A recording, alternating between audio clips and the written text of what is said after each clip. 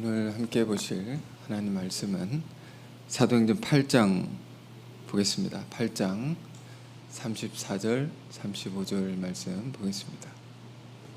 사도행전 8장 34절 35절 두 구절의 말씀인데요, 저와 여러분이 함께 두 구절 힘차게 읽어보겠습니다. 시작.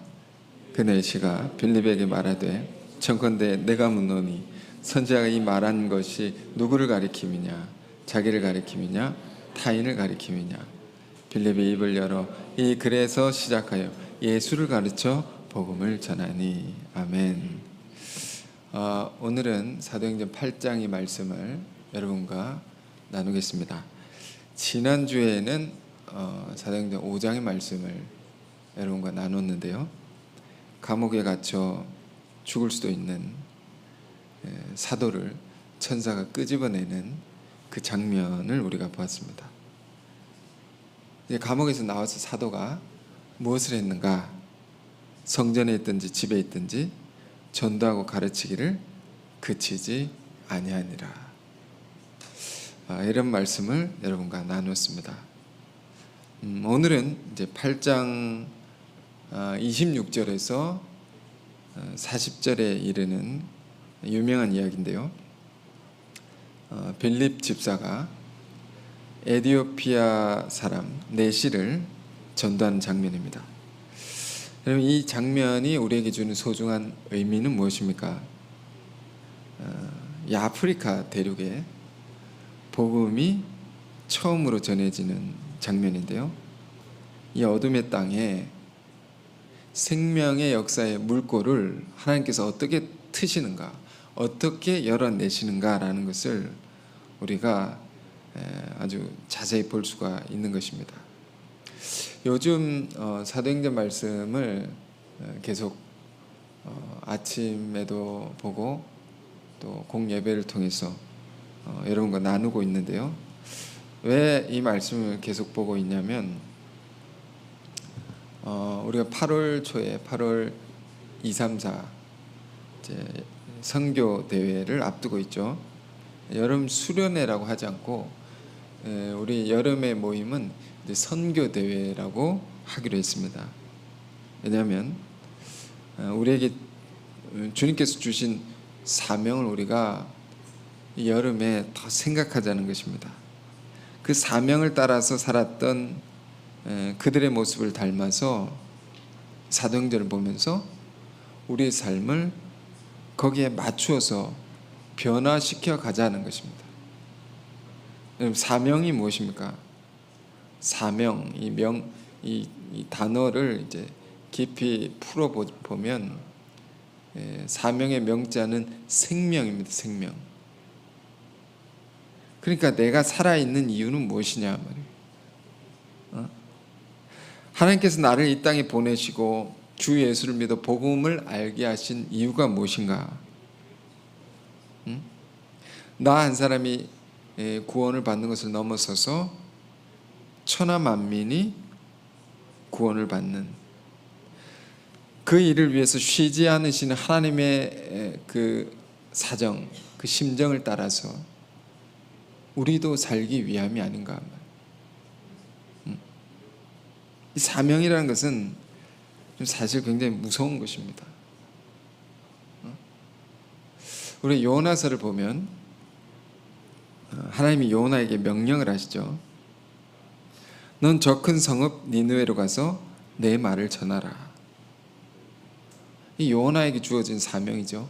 요나는 유대인들, 유대 선민들을 대표하는 자입니다.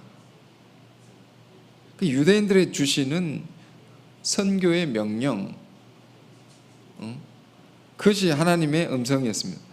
그런데 요나는 그 명령을 거스르고 황금과 유황의 도시 다시스로 가는 배에 몸을 싣게 됩니다. 그래서 어떻게 됩니까? 하나님께서 요나가 탄 배 주변에 폭풍을 일으키셔서 그 배가 다 깨어 부서지게 된지라, 이렇게 기록되어 있습니다. 엄청난 환난을 맞이하게 된 것이죠. 우리는 여기서 무엇을 깨달아야 됩니까? 사명을 가진 자들이 그것을 쫓아 살지 않으면 환난이 오는구나, 이걸 깨달아야 됩니다. 결국 요나는 깊은 회개를 하고 다시 하나님의 음성을 듣고 결국 니느웨로 가게 되는 것입니다. 결국에는 가야 할 길이죠. 이것을 세상적인 표현으로, 한국 사람의 표현으로 뭐라고 합니까? 팔자다, 이렇게 말하는 겁니다. 이렇게 살아야 할 운명이라는 겁니다. 누가요? 예수 믿는 사람들은. 그럼 이렇게 말할 수 있겠죠. 아, 예수 믿는 사람들은 참 불쌍합니다. 꼭 그렇게 살아야 하니까요. 참 불쌍하군요. 자기 하고 싶은 것도 못하고, 누리고 싶은 것도 누리지 못하고, 불쌍하군요. 불쌍한 것입니까? 그렇지 않습니다. 하나님이 불쌍한 겁니다. 우리 같은 자를 통해서 하나님 뜻을 이루려고 하시는 것입니다. 그리고 더 중요한 것은, 사명을 따라가는 길이란 것은 우리에게 고통을 주기 위한 길이 아닙니다. 그 길은 하나님이 우리를 영화롭게 하시는 길입니다. 우리 인생 가장 빛나게 하는 길이고 우리의 가장 좋은 것을 주시고자 하는 길이기 때문입니다. 우리가 이것을 깨달아야 됩니다. 우리가 그 길을 가기 싫어한다 할지라도 그것은 우리의 죄성이 있기 때문입니다. 그러나 그 길이 결국에는 우리를 영화롭게 하는 것이구나, 이걸 깨닫고요. 요나 이야기, 이런 말씀을 통해서 우리가 생각해야 될 것은, 환난을 당하고 가지 말고 주님 말씀하시면 스스로 가야겠구나. 이게 상책이다 말이에요.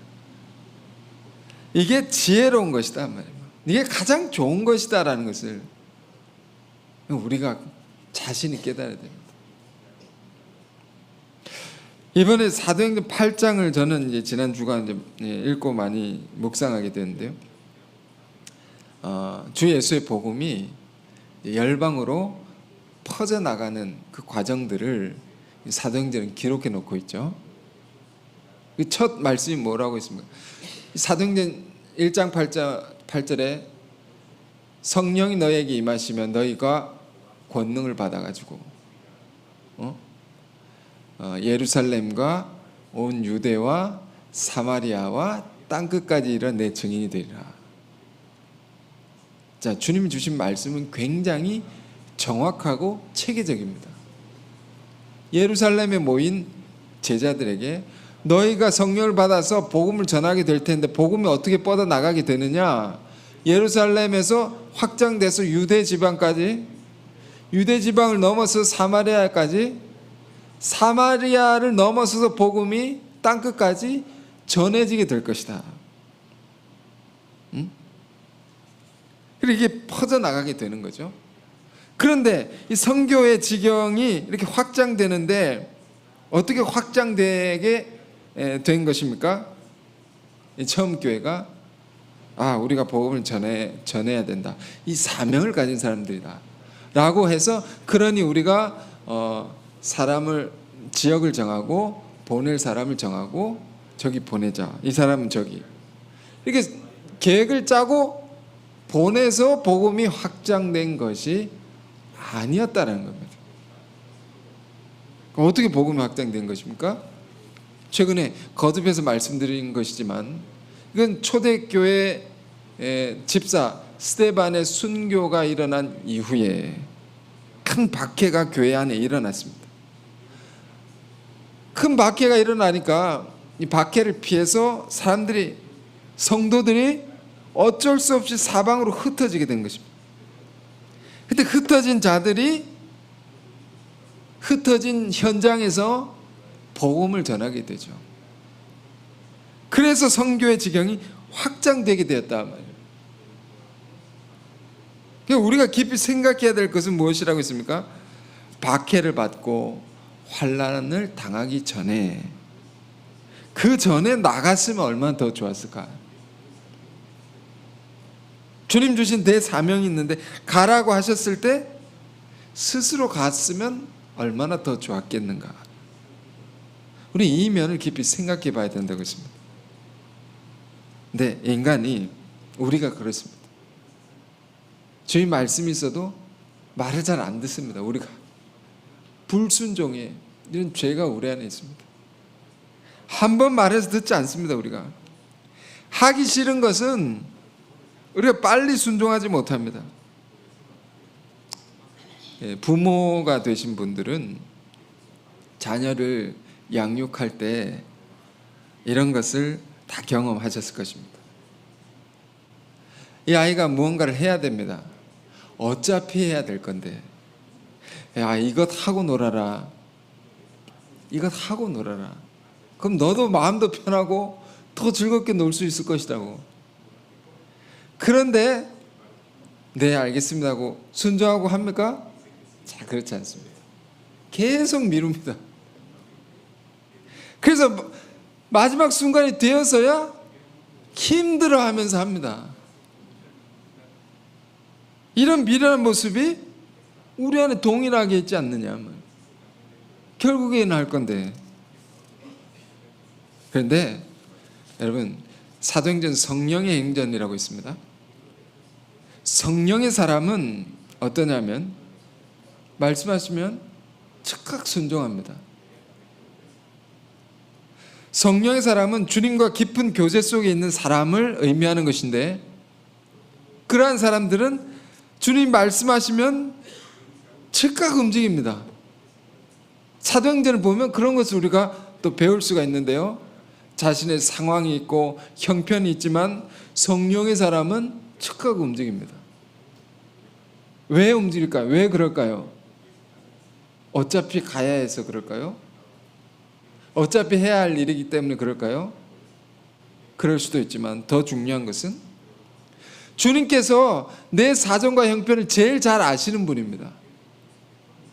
그런데도 가라고 명하시는 것은 이유가 있지 않겠는가 말입니다.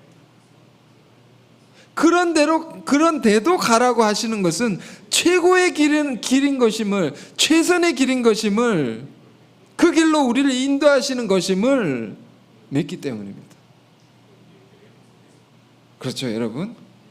주님이 내 사정과 형편과 나의 기질과 모든 것을 다 아시는 분이시다. 그분이 명하시는 것이다.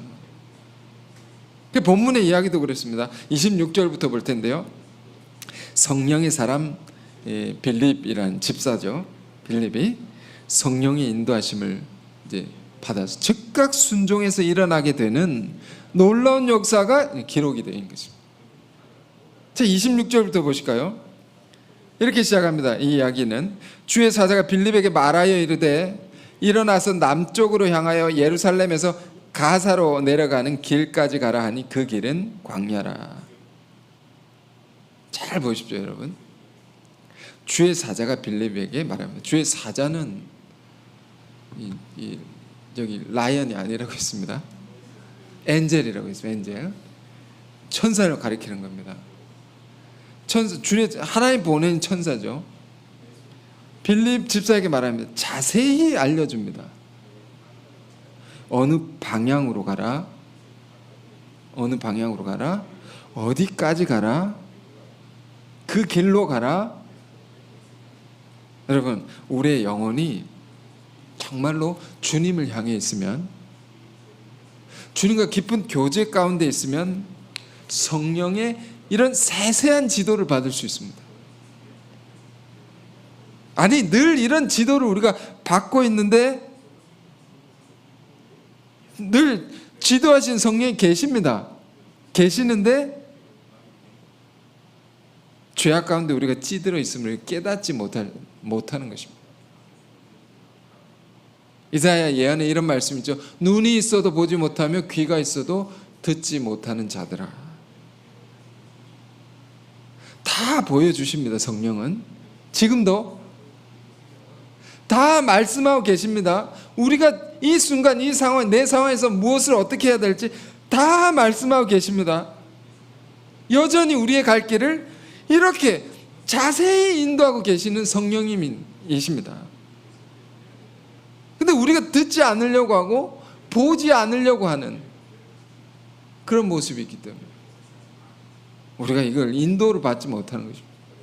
그런데 빌립이라는 사람은 그런 면에서 아주 민감했고 깨어있는 사람이었음을 우리가 확인할 수 있는 거죠. 주님의 사자가 말씀하신 걸 잘 듣고 따르는 것입니다.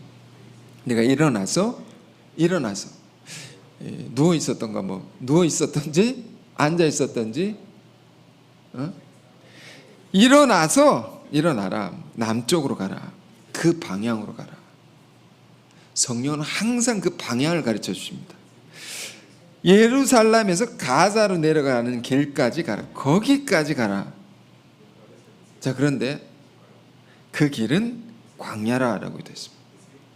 이게 어려운 것입니다. 우리가 성령의 말씀에, 성령의 인도하심에 순종하기 어려운 이유가 여기 있는 것입니다. 우리가 성령의 음성을 들어도 광야라는 겁니다. 왜 광야를 나를 보내시느냐 말이에요. 왜 이렇게 힘든 일을 나에게 하라고 하시느냐. 왜 저런 사람을 나보고 만나라고 하십니까? 잘못 들었는가 봐요. 이 길이 아닌가 봐요. 하고 우리는 부정해 버리기 쉽습니다. 말씀을 하시는데도. 인간적인 생각에 내가 갈 만한 곳에 내가 할 만한 일을 성령께서 하게 하시고 보내셔야 되는데 성령이 명하시는 곳은 내가 원하는 곳이 아닐 수 있습니다. 전혀 아닐 수 있단 말이에요. 광야라, 그 길은 명령하시는데 광야는 어떤 곳입니까? 사람도 없는 곳이고 물도 없는 곳입니다. 생명이 기운이 없는 곳입니다. 그런데 지금 이런 곳에서 생명의 역사를 일으키겠다는 겁니다. 이런 자리에서 성령의 역사가 일어나는 것입니다. 우리 이걸 기억해야 됩니다. 상황이 열악하고 환경이 열악하고 형편이 어려울 때 이때가 성령의 역사가 일어날 때다. 그런 자리다. 그래서 위대한 집사 성령의 사람 빌립은 그 길이 광야라 할지라도 주의 사자의 명령에 순종합니다. 그래서 27절 일어나 가서 보니 굉장히 간단하게 기록되어 있죠. 근데 굉장히 험한 길이고 먼 거리입니다. 오늘 이 시대와 같이 교통편이 비행기가 있었겠습니까? 자동차가 있었겠습니까? 없었습니다. 기껏해야 말이 있었을지 모릅니다. 도보로 아주 힘든 여정이었을 것입니다. 그런데 성경은 간단히 기록했습니다. 일어나 가서 보니. 왜 이렇게 간단히 기록해 놨을까요? 담백하게 순종했단 말입니다. 성령의 사람이 이런 사람이다. 이런 사람 통해서 이런 역사가 일어나는 겁니다. 우리가 이런 사람 되기를 원합니다. 일어나 가서 보니 에디오피아 사람 곧 에디오피아 여왕 간닥의 모든 국고를 맡은 관리인 네시가 예배하러 예루살렘에 왔다가 돌아가는 길이죠. 이 8장이 그러니까 지금 8장을 쭉 읽어보면요, 앞서 말씀드렸지만 닫혀있던 선교가 이렇게 열려지는, 선교의 문이 열려지는 그런 과정들을 우리가 잘 볼 수가 있는데요. 예루살렘을 넘어 유대를 넘어 사마리아를 넘어 지금 어디까지 복음이 전해지게 되느냐. 아프리카라는 곳. 그 땅까지 복음이 뻗어나가게 되는데요. 그 큰 대륙에 최초의 복음이 전해지는 이 장면을 이렇게 기록해 놓은 것입니다. 이 복음을 처음 받는 이방 땅 중에 이방 땅, 아프리카, 어둠의 땅이죠. 그 땅에 복음을 처음 받는 사람이 누구냐? 에티오피아 사람들이다. 시편 68편을 보면 이런 구절이 있습니다. 구스인은 하나님을 향하여 그 손을 신속히 들리로다. 구스인, 추정키로 에티오피아 사람이 구스인이라고 알려져 있습니다. 그러니까 에티오피아 사람 중에 누가 복음을 처음 받아들이냐? 간다게의 국고를 맡은 메시라고 있습니다. 그 나라의 여왕의 재정을 담당했던 사람, 관리였습니다. 네, 그런데 넷이었다. 그러니까 이 최초의 복음을 아프리카에서 받아들인 이 사람의 프로필이 그는 관리였고 재정을 맡았다 라는 것보다 중요한 사실은 이 넷이었다라는 게 중요한 것입니다. 왜냐하면 넷에게 있어서 돈과 권력은 아무 의미가 없습니다. 의미가 없습니다. 넷이라는 게 뭡니까? 거세된 자, 생명을 이어나갈 수 없는 자입니다. 생명이 끊어진 자, 절망적인 인생의 상징인 것이죠.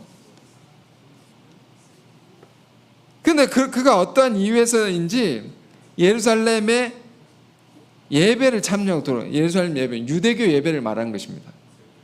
이 사람이 이방인이었지만 예배를 참석했다. 먼 거리를 이제 마차를 타고 가서. 이건 우리가 무엇을 알 수 있는 것입니까? 그는 이방인이었지만 유대교의 예배를 굉장히 사모했던 사람이었습니다. 당연히 이방인들의 삶이라는 것은 굉장히 종교도 잡다하고, 오늘날도 뭐 아프리카의 많은 그 사람들, 아프리카의 선교 보고를 이제 들은 적이 있는데 종교가 굉장히 잡다합니다. 또 문란하고, 그것과 다른 유대교의 예배가 너무 귀하게 여겨졌던 것 같습니다. 그래서 자신 안에 있는 고통의 문제를 붙들고 하나님을 간절히 찾았던 사람이 이 사람이었다는 겁니다. 그래서 유대교의 예배를 참석했던 것 같습니다. 그 참석하고 돌아가는 길에 예배가 끝나고 나서 그냥 온 것이 아니라 참 이 사람이 얼마나 신실한 사람이었는지 우리가 알 수 있습니다. 오면서 성경을 계속 읽고 있습니다. 여러분 예배 마치면 성경 읽습니까? 그러기를 축원드립니다. 그 예배에 주신 은혜의 여운이 가시지 않고 더 깊이 하나님을 교제하길 원했던. 그래서 예언서를 읽은 거죠. 예언서를 읽으면서 마차에서 돌아가는 것입니다. 돌아가는데 28절 돌아가는데 수레를 타고 이사야, 그러니까 선지자 이사야의 글을 읽더라. 예언의 길을 읽더라. 이것은 아마도 예루살렘의 유대교 예배라는 것이 굉장히 이게 의식화되어 있고 형식화되어 있었기 때문에 굳어져 있단 말이에요. 예배가. 우리의 예배가 그런가요?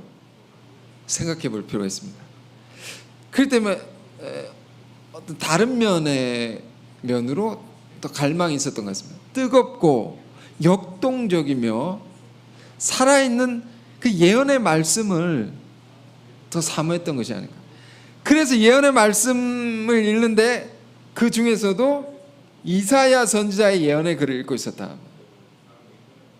이러고 있는데 이제 성령께서 빌립 집사에게 명령하십니다. 29절 성령이 빌립더러 이르시되 이 수레로 가까이 나가라 하시거늘. 그거 읽고 있는데 가라고 하시는 겁니다.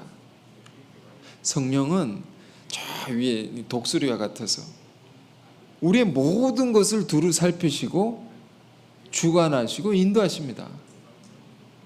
이 상황이라는 것이 여러분, 한 사람이 전도되고 변화되는 것이 보통 일이 아닙니다.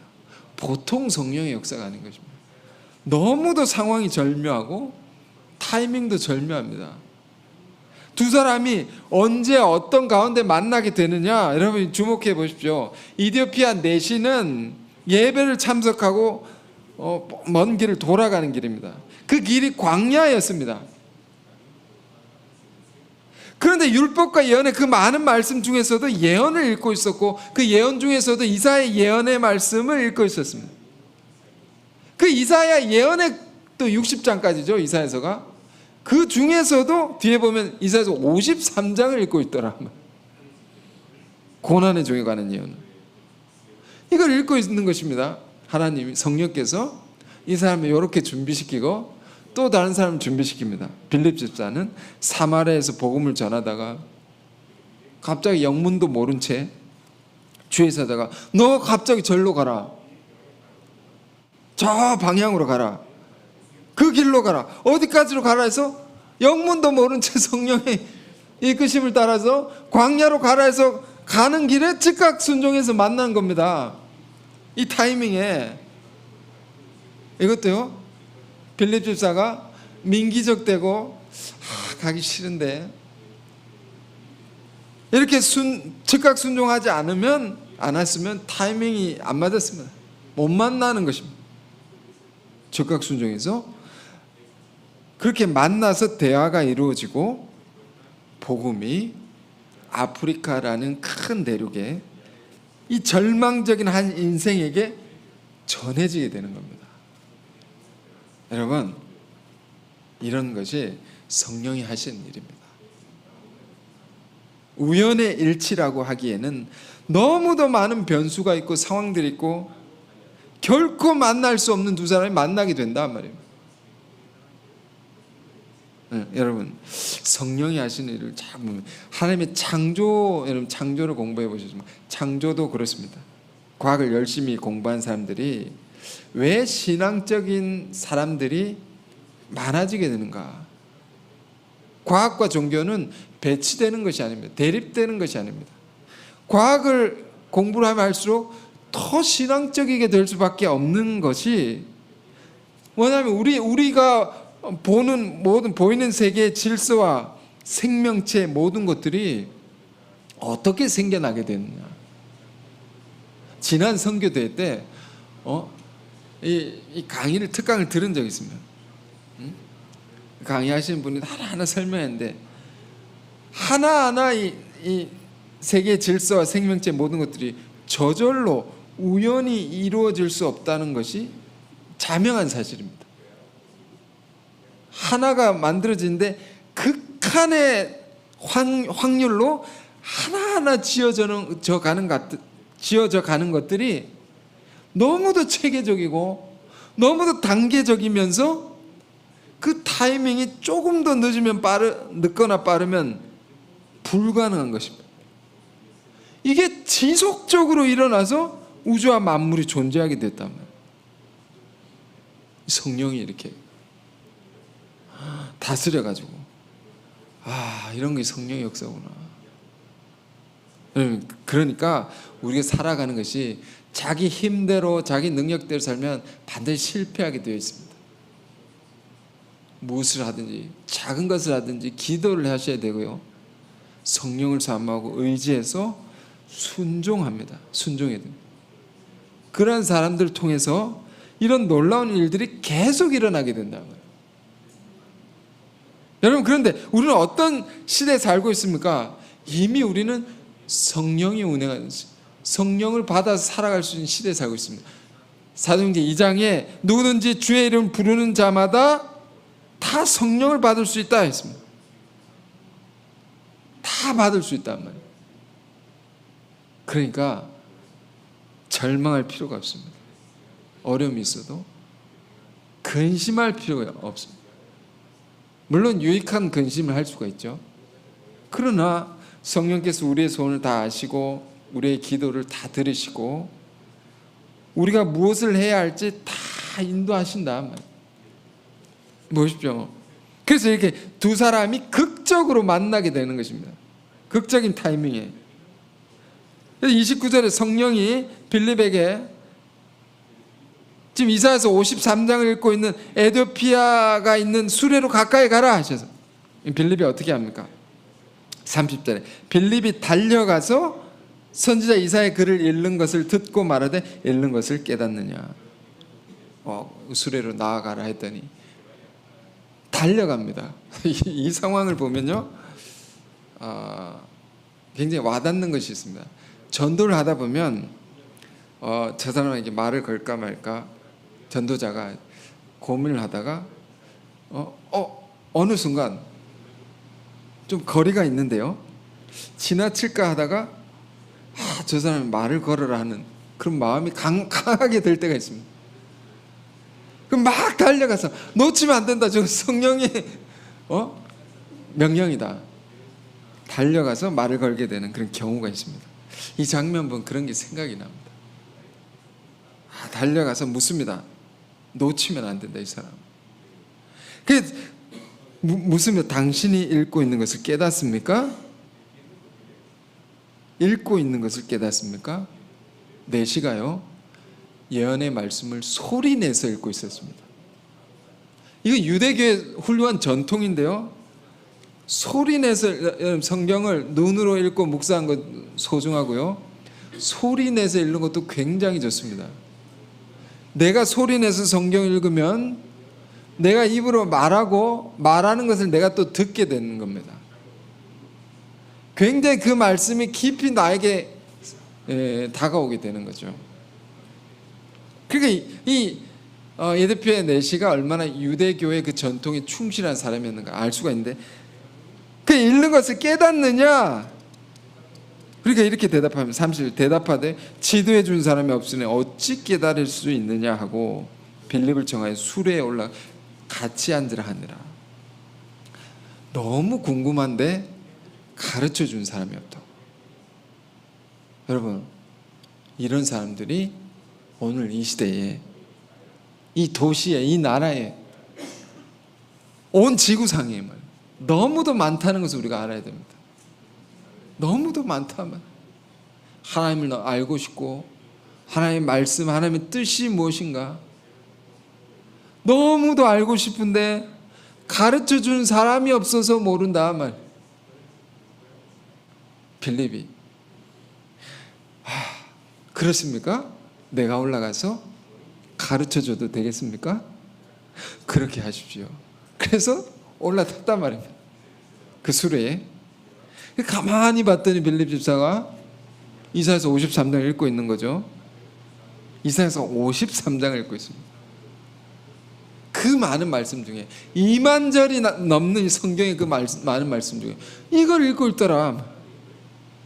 여러분, 이사야서 53장 우리가 늘 듣지만 복음을 전하는 데 있어서 가장 중요한 예언의 말씀이라 할 수 있습니다. 이 말씀을 깊이 깨달으면, 이 말씀이 내 영혼에게 다가오면 사람이 변화되는 것입니다. 우리가 많은 말씀을 전해야 되나, 무엇을 전해야 되나, 무엇을 가르쳐야 되느냐 전도를 할 때 고민할 필요가 없습니다. 이 주제를 가르쳐야 됩니다. 이 핵심적인 것을 가르쳐야 됩니다. 전도가 사실 어려운 것이 아닙니다. 어렵죠. 어렵습니다. 그러나 또 어렵지 않습니다. 왜? 이거 하나 제대로 깨닫게 하는 것이 전도기 때문에 고난의 종이 대한 것입니다. 그 내용이 뭐냐 하면 32절 33절 읽는 성경 구절을 이것이니 일렀을 때 그가 도살자에게로 가는 양과 같이 끌려갔고, 그가라고 했죠. 그가 털 깎는 자 앞에 있는 어린 양이 조용함과 같이 그의 입을 열지 아니하였도다. 그가 굴욕을 당했을 때 공정함 재판도 받지 못하였으니 누가 그의 세대를 말하리요. 그의 생명이 땅에서 빼앗기미로다 하였거늘. 짧게 기록이 되어 있는데 여기서는요, 이사야서 53장의 말씀을 쭉 읽으면 자세히 알 수 있습니다. 길어서 너무 다 읽고 싶은데 길어서 다 읽을 수, 여러분 이 내시처럼 돌아가는 길에 꼭 읽으십시오. 이사야서 53장 꼭 읽어보십시오. 정말 진지하게 꼼꼼하게 읽어보십시오. 이사야서 53장 왜 내시가 그 많은 말씀 중에 이걸 궁금해했을까 말입니다. 이 땅에 많은 영혼들이 무엇을 궁금해하는가라는 것을 우리가 이걸 읽으면서 깨달아야 됩니다. 이건 내시의 자기 상황과 깊은 관계가 있다는 것을 알 수 있어요. 우리가 그랬습니다. 주님의 말씀을 들을 때 저거는 나와 관계가 없어, 나랑 거리가 먼 것 같아 라고 하면 말씀 다가오지 않습니다. 잘 안 들리지 않습니까? 말씀이? 사실 하나님의 말씀 나와 관계 없는 것이 없습니다. 다 관계에 있는 것입니다. 그러나 특별히 우리가 내 상황과 가까운 말씀을 들으면 너무 궁금하고 알기를 원하는 거죠. 그래서 내시가 빌립에게 묻는 것입니다. 너무 궁금하다. 이게 말씀을 가르쳐 준다고 하니까 질문하는 겁니다. 34절에 그 내시가 빌립에게 말하 청컨대 내가 묻노니, 내 질문 하나 있습니다. 질문이 여기 이사야서 53장에 이 이사야 선지자가 말한 이것이 누구를 가리킵니까? 여기 그가 어떻게 했다, 이 그가 누구냐 말입니다. 누구를 가리키는 것입니까? 이사야 자기를 가리키는 것입니까? 아니면 다른 누구를 가리키는 것입니까? 이게 궁금했다. 이사야 53장 읽어보면요, 그런 예언입니다. 우리를 위해 대신 멸시를 받고, 우리를 위해 대신 버림을 받고, 대신 찔림을 받고 벌을 받는 사람에 대한 예언입니다. 도살장에 끌려가는 어린 양처럼 말없이 죽임을 당한단 말이에요. 아무 말 없이. 너무도 슬픈 예언입니다. 그런 사람이 있다라는 이 예언이죠. 그런데 그 사람을 두고 이 예언의 내용을 보면 사람들이 생각하기를 저 사람이 무슨 큰 죄를 지어서 벌을 받는구나 라고 생각한다고. 그러나 예언은 또 얘기를 합니다. 그가 당하는 고통, 슬픔, 이 고난이라는 것은 다 우리를 위한 것이었도다. 예언의 내용이 이렇습니다. 그러니까 이게 너무 궁금했다. 이 내시 안에, 왜냐하면 이 고통이 있지 않습니까? 누구에게도 말할 수 없는 괴로움이 있는 것입니다. 우리도 인생을 살면서 누구에게 말하기 어려운 것이 있을 수 있습니다. 그런 고통이 우리 안에 있을 수 있습니다. 절망이 있고 슬픔이 있을 수 있습니다.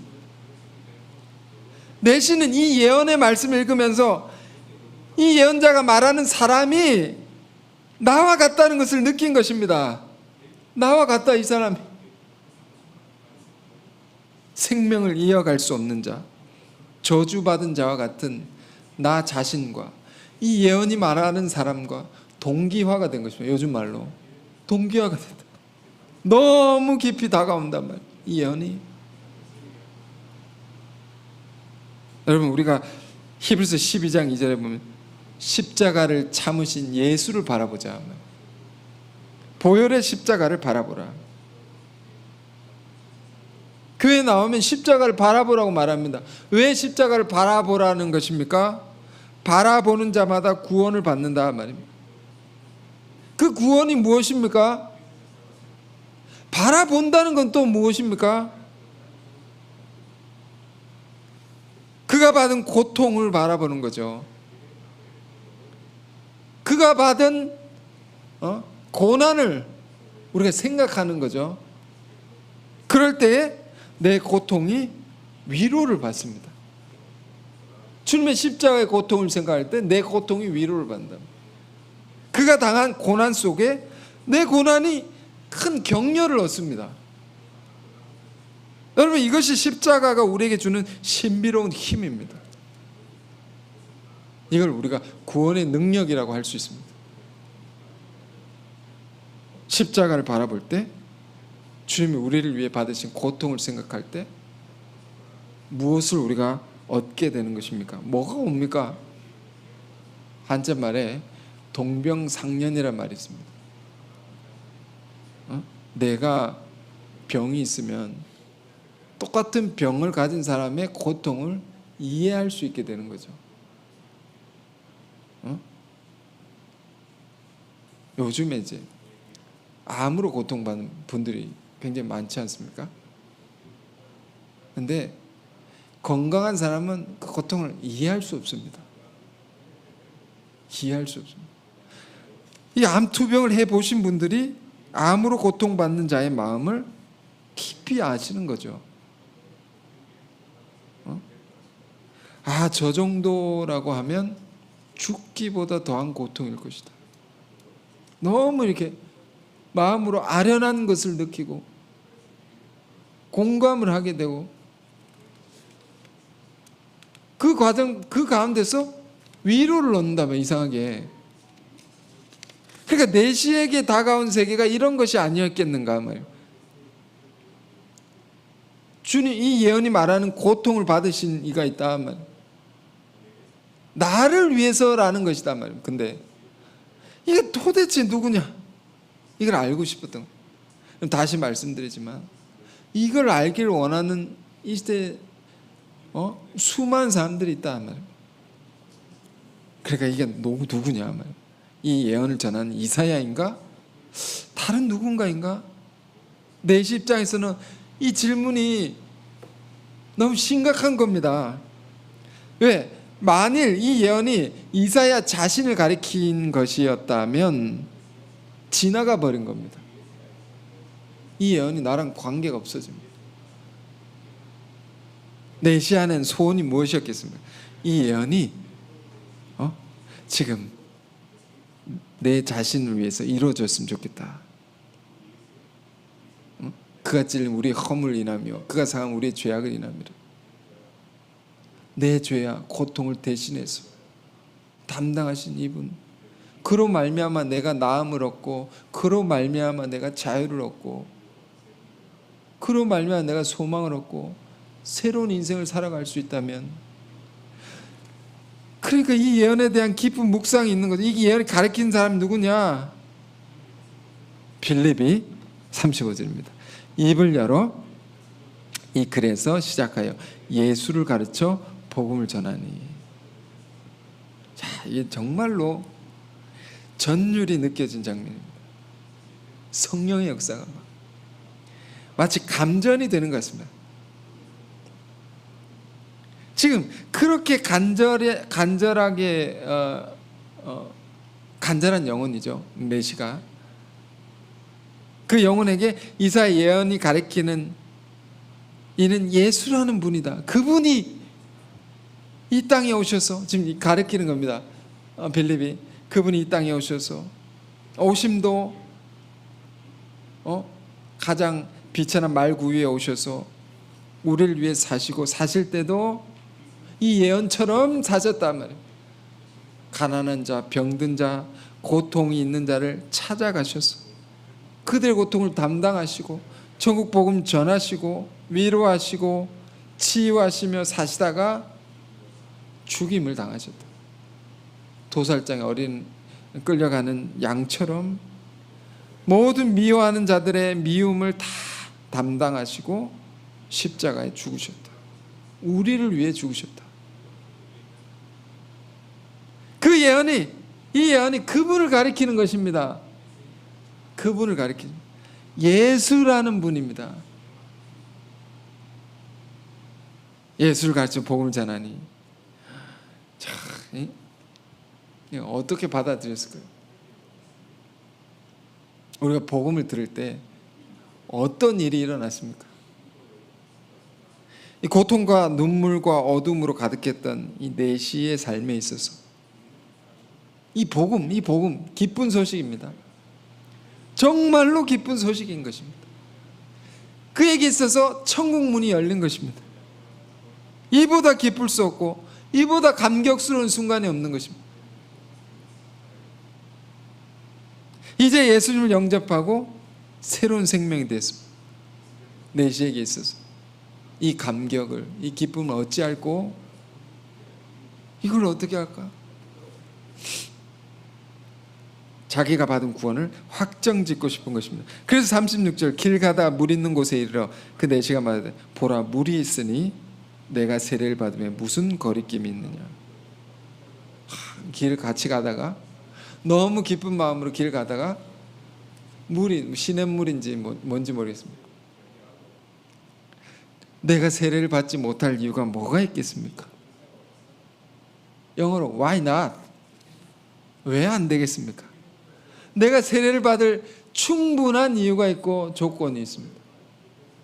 내 마음에 주 예수를 믿음으로 내 인생의 가장 큰 문제가 해결되었고 내 안에 어두운 것 절망이 사라지고 넘치는 자유와 기쁨이 들어왔는데 왜 내가 못 받겠습니까? 이에 명하여 수레를 멈추고 빌립과 내시가 둘 다 물에 내려가 빌립이 세례를 베풀고 둘이 물에서 올라올새 주의 영이 빌립을 이끌어간지라. 내시는 기쁘게 길을 가므로 그를 다시 보지 못하니라. 야, 이제 이 내시가 주 예수의 복음을 받아들이고 세례를 받고 전혀 새로운 인생을 출발하게 됐습니다. 새로운 인생, 그 인생은 어떤 것입니까? 내가 받은 이 복음을, 내가 받은 이 구원을 다른 사람에게도 전해야 되겠다. 그들도 이 기쁜 소식을 듣게 해야 되겠다. 새로운 생명의 역사를 이어나갈 인생으로 새 출발하는 것입니다. 그래서 아프리카 대륙에 굉장히 어두운 땅입니다. 지금도 마찬가지지만 예전엔 더 했겠죠. 그 대륙의 수많은 영혼들에게, 자기와 같은 영혼들에게, 내시와 같은 영혼들에게 이 복음을 전할 자로 이제 새로운 출발을 하는 것입니다.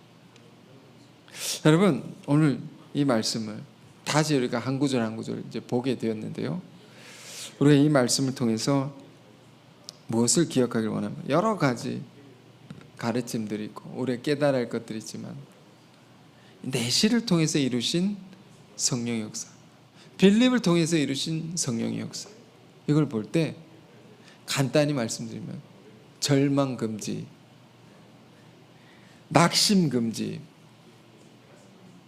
낙심하지 말라, 절망하지 말라. 왜? 이런 사람도 구원하셨단 말입니다. 이런 사람을 통해서도 복음을 전하게 하셨고, 이런 환경 속에서도, 이런 상황에서도 성령께서 이 놀라운 생명 역사를 일으키셨다 말이에요. 근데 무엇보다 제일 중요한 건 뭘까요? 이 모든 놀라운 성령 역사가 무엇으로 이루는? 예수 그리스도, 이 복음으로. 예수를 가르쳐 복음을 전하니 그 인생이 역전된 것이죠. 예수 안에 생명이 있습니다. 예수 안에 소망이 있는 것입니다. 모든 인생은 예수가 필요한 것입니다. 자, 그래서 이런 일이 있고요. 마지막 구절까지 읽어야 됩니다. 40절. 빌립이 이 내시에게 복음을 전하고 또 무엇을 합니까? 그 이후에 어떻게 됐냐? 빌립은 아소도에 나타나 여러 성을 다니며 복음을 전하고 가이사랴에 있느니라. 이 사람 내시를 전도하고 나서 또 다른 여러 성을 가면서 전도를 했다. 여러분, 이 빌립 집사의 모습이 우리의 모습이 되길 원합니다. 정말로 이 내시와 같은 많은 영혼들이 있음을 기억하고 성령에 순종하여 놀라운 생명 역사를 일으키는 저와 여러분 되시기 바랍니다. 기도하겠습니다. 은혜로우신 주님, 절망 속에 희망을 주시고 죽은 자 가운데서 생명의 세계를 여시는 성령의 놀라운 역사를 우리가 보게 되었습니다. 주님, 그러므로 우리가 어떤 경우에도 낙심치 말게 하옵소서. 어떤 상황에서 절망치 말게 하옵소서. 예수 안에 소망이 있고 예수 안에 생명이 있사오니 우리가 더욱 예수 이름 전하기 힘쓰게 하옵소서. 이 땅에 에티오피아 내시와 같은 갈급한 심령들, 복음을 기다린 수많은 영혼들이 있습니다. 그들을 우리가 바라보게 하시고 빌립 집사와 같이 성령의 말씀 순종하여 사명을 쫓아 힘써 복음 전하며 사는 우리의 삶이 다 되게 하여 주옵소서. 예수 그리스도 이름으로 기도했습니다. 아멘.